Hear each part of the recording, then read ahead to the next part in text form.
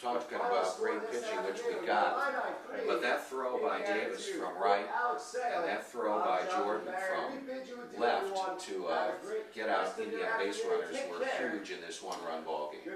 Well, I mean, first of all, I thought our guys played very, very well. Backs against the wall.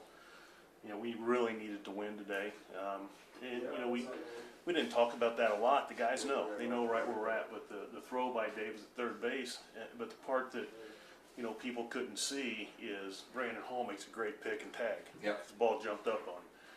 And then you turn around and we throw out the guy at the plate for a net, you know, to stop another run. So Jason blocked not only caught the ball, but blocked the plate and absorbed the blow and held on. Yeah, he hung in there. You know, that ball jumped up on him a little bit too. So first the catch, then to hang in there, hold on to the ball. Just outstanding defense. Ryan Castellanos today, outstanding. You know, first college start. Felt good about putting him out there. His outings have been good. You know, 3 pitches for a strike. Just competes and, you know, was very calm out there in all situations.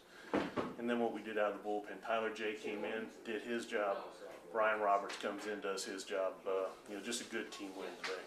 And of course we got the big blow from Justin. Yeah, Justin with the solo homer, and Kirian scored a run, and Justin accounted for 2 of our 3 runs with, he went 4 for 4 with a homer, a single, 3 singles, a homer, a run driven in, and a run scored. Pretty good piece of work for the veteran ball player. Yeah, he did a very good job today. You know, we found a way to scratch some runs across against, again, a very good Indiana team. I thought they pitched well. But he has 4 hits. Jason Goldstein has started swinging back. He had 3 hits for us today. You know, again, just really pleased with how we responded in a tough situation. You know, we've had a couple injuries. You've got, you know, a couple games that don't go your way that I thought we played hard in, but we find a way to win today. So, you know, this group continues to mature and get better, and new guys stepping up all the time. If you will, this has nothing to do with anything really. I don't think it affected the outcome one bit, but we were a little confused, and just for our listeners' sake, Tracy was going to go to the pen and bring in Corson Carr. In fact, he got him all the way to the mound, and I think the kid took warm-up pitches and then was not allowed to come into the ball game, as we found out. We were printed up this new rule. They say it's a new rule. It must be new because I've never seen anything like it. Explain the situation if you could. Well, what happened is Tracy went to the mound. It was a 2-0 count, and you know, I waited, let the pitcher get to the mound, let the starter hopefully go in and think he's out and maybe be a little upset that he's been taken out. Went out and told the umpires that the new rule says that once a pitcher crosses the line, he must face the first hitter. And so he has to complete that hitter. And obviously they were going to go left on left against Justin, and I much preferred him to be right on left. And, you know, Justin made us all look good by getting the hit, and that ended up being the winning run. Yeah.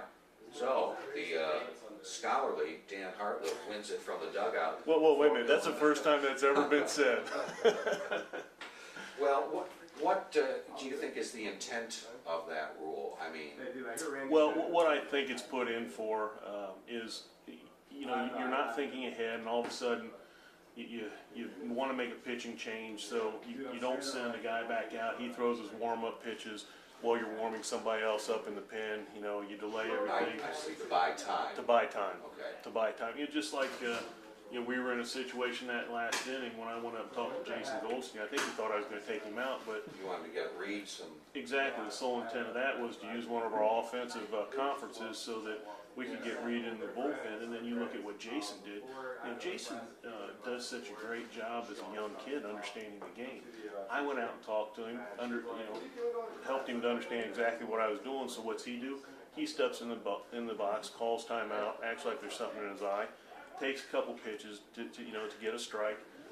Gave Reed plenty of time, so you know those are the all for nothing. all for nothing. Your decision of B-Rob had it going, I guess. Well, our decision before that was to send B-Rob out, and if we got into major trouble or all of a sudden he just lost it completely, then we have Reed loose and ready to go. You know, we kind of got a two-headed monster at the end of that bullpen. I'm really, really confident in both those guys. The thing that I wanted to try to do today, and you know, our coaching staff wanted to try to do, was to keep Breed at second base in that situation. We thought we were, you know, very solid defensively, and not that we aren't when we make some changes, but just felt like that was our best defense and best opportunity to get the job done. You know, Brian made it easy by hitting the first guy. And then comes up with a big double play, and you know, obviously get a hit and falls behind 3-0, and then just continue to go out there hitter, and you know, threw 2 off-speed pitches behind in the count to get the victory for us.